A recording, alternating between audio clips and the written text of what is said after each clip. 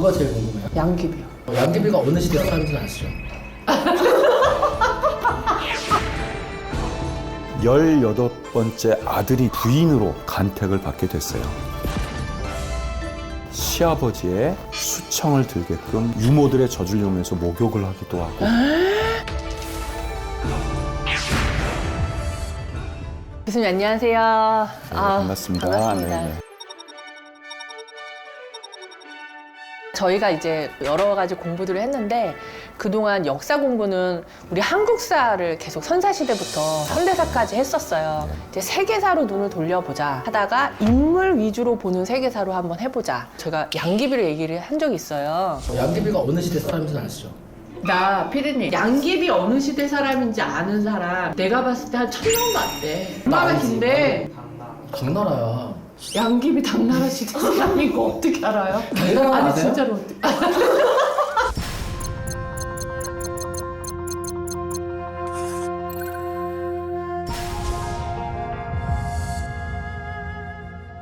홍진경 씨는 뭐 양귀비에 대해서 어떻게 알고 계신가요? 저는 양귀비가 진짜 절세 미녀였다. 거기까지만 알고 있어요. 아, 얼마나 미녀였을지 궁금했어요, 늘. 제일 중요한 거를 일단 알고 계시는 것 같네요. 양귀비는 719년 중국의 저 서남쪽 쓰촨, 우리말로는 이제 사천이라 그러죠. 거기서 태어났는데 집안은 황족의 성인 홍농양씨니까 뭐 집안은 굉장히 또 좋은 집안이었다고 볼 수 있죠. 그런데 10대 때 부모님을 여의고 먼 친척의 집에 보내져서 성장하게 되는데 그게 바로 당나라의 수도인 장안에 이제 와서 어린 시절 문화와 예술의 소양을 키우고 성장하게 됐는데 놀랍게도 그녀가 10대, 15세, 16세 나이쯤에 황제인 당현종의 18번째 아들인 이모의 부인으로 간택을 받게 됐어요. 어떻게 간택을 받았지? 가장 많은 사람들이 얘기하는 건 그녀의 타고난 미모. 소문이 났구나. 그렇죠. 양귀비가 어떤 면에서 미모였을지 혹시 상상이 되시나요? 지금 왜 배우들 중에 진짜 예쁜 중국 배우 공리라던가. 판빙빙 같은 배우. 그런 느낌? 이제 양귀비의 미모를 묘사한 사료의 기록에는 풍염하였다라고 이렇게 되어 있어요. 풍만하고 요염했다라는 뜻인데 양귀비는 키는 뭐 한 160 정도, 체중은 65에서 70kg 사이. 당시의 미인을 묘사한 당삼체 같은 그런 조각품들을 보면 당나라의 미인은 굉장히 통통하고 복스러운 그런 느낌이라고 그럴까요?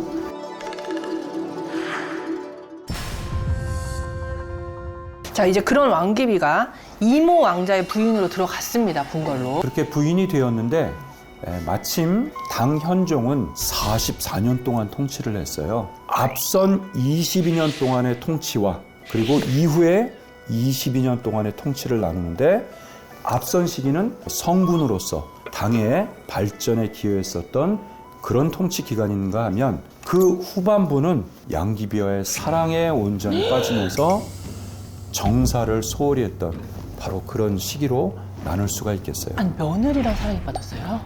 그렇습니다. 그래서 당현종과 양귀비의 사랑을 금단의 사랑, 뭐 요즘으로 하면 막장 드라마 같은 그런 사랑으로 비유되기도 하는 거죠. 그 계기가 된 것은 사실은 당현종이 앞선 22년 통치 기간 동안 사랑했던 후궁이 있었어요. 네. 그 후궁이 무해비라는 여인이었는데 그 무해비가 737년경 죽음을 맞게 됐어요. 그러면서 당현종은 급격하게 시리에 빠지고 정사를 소홀히 하게 되는 즈음이었는데 황궁에서 조금 떨어진 곳에 온천궁이 있었어요. 그래서 거기서 겨울철을 주로 보내게 되는데 그 18번째 아들의 며느리를 먼발치에서 보게 됐는데 당시 그녀의 나이는 21살, 그야말로 꽃봉오리가 피듯 아름다움이 절정이었던 그녀의 모습을 보고 현혹당하게 된 거예요. 그것을 옆에서 바라보던 환관 고력사가 며느리에게 접근해서 바로 온천궁에서 시아버지의 수청을 들게끔 하게 된 거죠. 잠깐만요. 여기서 수청이라고 하면 하룻밤을 이렇게 보내게 된 거죠. 아니 꼭 고력사 같은 애들 있다. 사바사바 해가고 이런 애들이 꼭 있어. 이름이 고력사예요. 고력사는 당 현종 시기에 아주 유명한 황관으로서 현종의 거의 일상을 도모하고 보필했던 황관이고, 현종이 무예비를 잃었을 때 전국에 신분과 귀천, 심지어 결혼 유무도 상관없이 미인이라면 그녀들을 데려다가 당 현종에게 바치는 그런 역할까지도 하던 시기였었어요. 약간 마담투 같은 그런 거네요. 그렇죠. 네. 그런 역할도 했는데 그 많은 미인을 데려갔지만 현종의 마음을 사는 사람은 굉장히 적었다고 그래요. 왜냐하면 당 현종은 자신과 문화를 공유하고 대화를 나눌 수 있는 그런 사람을 필요로 했던 것 같아요. 아까 말씀드린 것처럼 가무에 능하고 교양 수준이 높았던 그런 양귀비와 대화가 되고 문화를 공유할 수 있었다는 거예요. 그래서 당 현종은 양귀비를 가리켜 해어화라는 꽃은 꽃인데 말이 통하는 꽃이로구나 라고 했다는 거죠. 저 여기서 이제 궁금한 게 뭐냐면, 아버님 방에 들어가라 했을 때 양귀비가 싫은데요? 하면 큰일 나요. 그 점이 이제 역사학자들의 해석이 조금 나뉘는데요. 사료에 보면 양귀비는 계산이 빠르고 정치적인 성향이 높았던 걸로 알려지는데, 양귀비의 첫 번째 남편이었던 이모라는 왕자는 무예비의 아들이었기 때문에 유력했는데, 그 어머니였던 무예비가 죽었잖아요. 이모라는 왕자도 정치적인 역학관계가 급격히 떨어지고 있는 상황이었어요. 양귀비는 이것을 굉장히 고민했던 것 같아요. 이제 몰락하는 한 왕자의 부인이냐, 아니면 시아버지지만 황제의 후궁이 될 것인가. 양귀비는 정치적인 그런 야망을 갖고 황제를 선택했다고 볼 수도 있는 거죠. 이때 황제의 나이는 몇 살이에요? 이미 당 현종은 56세. 아니, 젊었네. 아니, 56이면 젊은 거야. 지금 생각해보면 56살이면 한창이죠. 양귀비는- 우리 교수님 지금 연세가 어떻게 되세요? 제가 56세. 진짜? 그러면 생각해보세요. 한창이시지 뭐. 아니 저기 사모님 계신다. 기침이 나오고. 근데 이제 그 당시에 평균 기대 수명으로 보면 이제 거의 초로에 들어갈 거라고 볼 수 있고, 그리고서 양귀비를 정식 황제의 후궁의 서열 9등급 가운데에도 최고 반열인 귀비라는 직함을 주고, 양씨성의 귀비라는 의미로서 양귀비로 삼게 된 거죠. 네, 드디어 양귀비가 황제의 사랑을 독차지하게 됐어요. 이후에 당 현종은 거의 정사를 소홀히 하면서 금은보화를 비롯해서 모든 것을 바치게 됐다는 거죠. 이것이 이제 후대 역사가들의 당 제국이 몰락하는 바로 계기가 되었다라고 얘기하는데, 특히 양귀비가 아주 좋아했던 과일이 있어요. 네. 그 과일은 여지, 중국 발음으로는 리찌라고 하는데요. 리츠. 그렇죠. 이 리찌라는 과일은 저 남쪽 아열대 기후에서 자라는 남방의 과일이라 장안에서는 도저히 구할 수 없는 거죠. 그래서 당 현종은 남방의 리치를 800~900km가 떨어진 장안까지 릴레이식으로 매일 양귀비에게 리치를 공수했다는 거죠. 양귀비를 위해서 연꽃 모양의 연화탕을 만들어서 양귀비는 거기에서 유모들의 젖을 이용해서 목욕을 하기도 하고,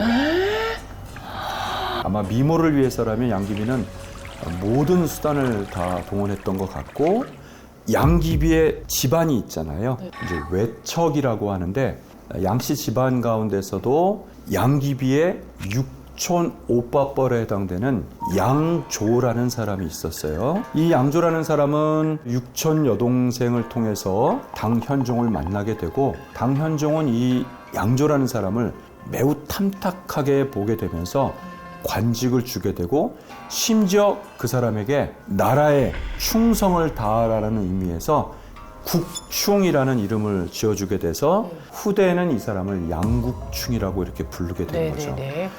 뭔가 육촌 오빠 등장하면은 벌써 약간 불안해. 애매하게 뭐. 이런 외척들의 문제뿐만 아니라 또 하나의 문제가 있는데요. 이 당 제국은 확장된 변방의 영토를 관리하기 위해서 변경 지역의 관리들에게는 막강한 군권을 황제가 위임하게 됐어요. 그 중에서 동북 지방의 변경 지역을 장악하고 있었던 명장이 있었는데, 그 사람의 이름이 알록산이라는 사람이었어요. 이 알록산이라는 사람은 체중은 약 200kg, 그야말로 기골이장대한 인물이었는데 황제를 아련하러 찾아오게 됐어요. 이 알록산이 너무나도 독특한 외모뿐만 아니라 뛰어난 언변을 갖고 있었다는 거예요. 일설에는 현종이 그대의 큰 배에는 도대체 무엇이 들어있는 것이오라고 이렇게 농담 삼아 질문을 했는데 제 배 안에는 황제에 대한 충성만으로 가득 차 있나이다. 그리고 또 하나 서역에서 들어온 유명한 호선모라고 하는 춤이 있는데요. 아랍 지역의 벨벳 댄스처럼 격렬하게 회전하면서 추는 춤인데 알록산이 무려 200kg가 넘는 체중인데도 불구하고 정말 빠르게 춤을 막 췄다는 거예요. 그래서 당현종과 양귀비는 알록산을 매우 청해하고 심지어 양귀비가 큰 선물을 하사하게 됐는데 무슨 선물을 했을 것 같아요? 양귀비가 알록산을 자신의 양아들로 삼게 됐어요. 양귀비와 알록산의 나이 차는 무려 14살. 알록산이 나이가 더 많아요. 이것도 이상하다. 이거 이상하게 흘러간다. 그럼에도 불구하고 자신의 양아들이 된 축하의 기념으로 목욕을 시켜줬다는 거예요. 그리고 양귀비의 별실로 알록산은 출입이 자유로웠다는 거예요. 아들이니까. 예. 아마도 많은 사람들은 양귀비와 알록산 간에 치정이 관련돼 있다라는 그런 이야기들도 많이 하죠. 근데 그거를 왕이 냅둬요? 당현종은 아마도 그 사실을 알았을 것 같은데 질투를 하거나 알록산을 숙청하지 않고 그것을 방관하고 인정했다는 거예요.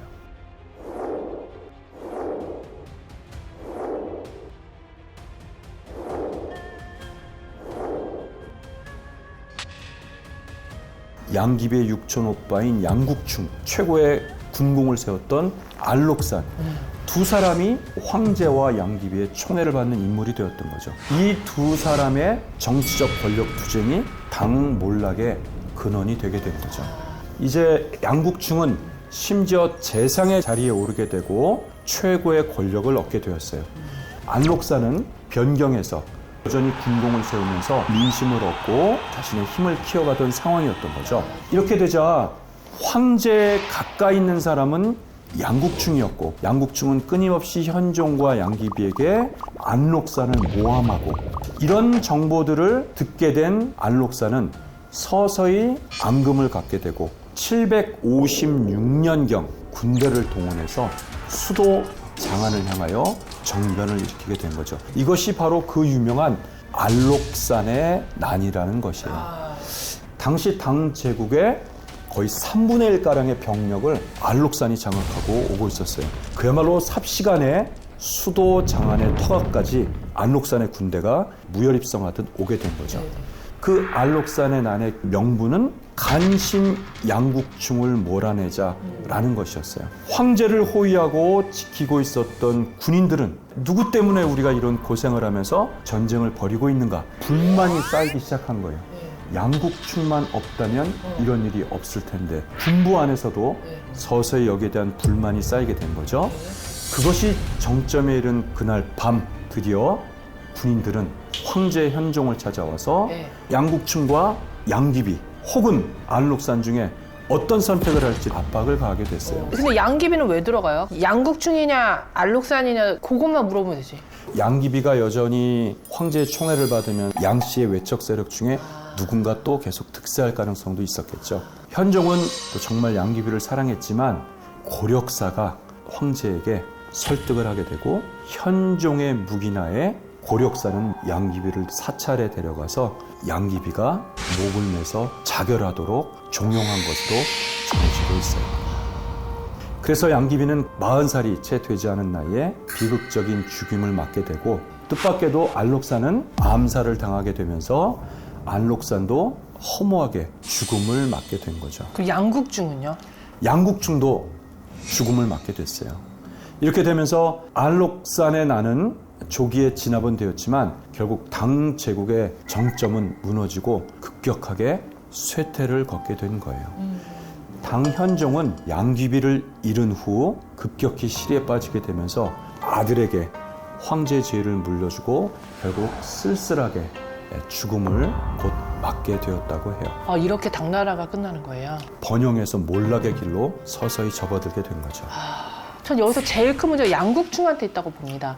왜 알록산 욕을 하냐고. 잘 지냈으면 서로 사이좋게 그럼 문제 없었는데 왜 자기가 그걸 험담하고 그게 귀에 안 들어갈 줄 아나 보지? 그러한 외척의 부분, 그리고 지나치게 군권을 장악하고 있는 변경 지역의 절도사의 문제, 그리고 황제의 실정, 이런 복합적 요인이 당 제국의 쇠퇴의 요인인데, 후세의 유생들은 이 모든 요인이 마치 양귀비라는 한 여인에게 있는 것처럼 마녀 사냥했다라는 점은 온당하지 않다라는 생각이 들어요. 그렇죠. 어떻게 제국이 한 여인 때문에 몰락하겠어요? 그렇죠. 양귀비는 애증이 섞여 있는 그런 인물이죠. 어떤 면에서 양귀비는 당 제국 번영의 꽃이었고 당 제국의 몰락과 함께 쓰러져간 또 그 꽃인지도 모르겠어요. 그래서 많은 사람들은 양귀비를 더욱더 애틋한 비장미 있는 그런 인물로 사랑하지 않는가, 그런 생각이 듭니다. 천재가 되자 천재가 되자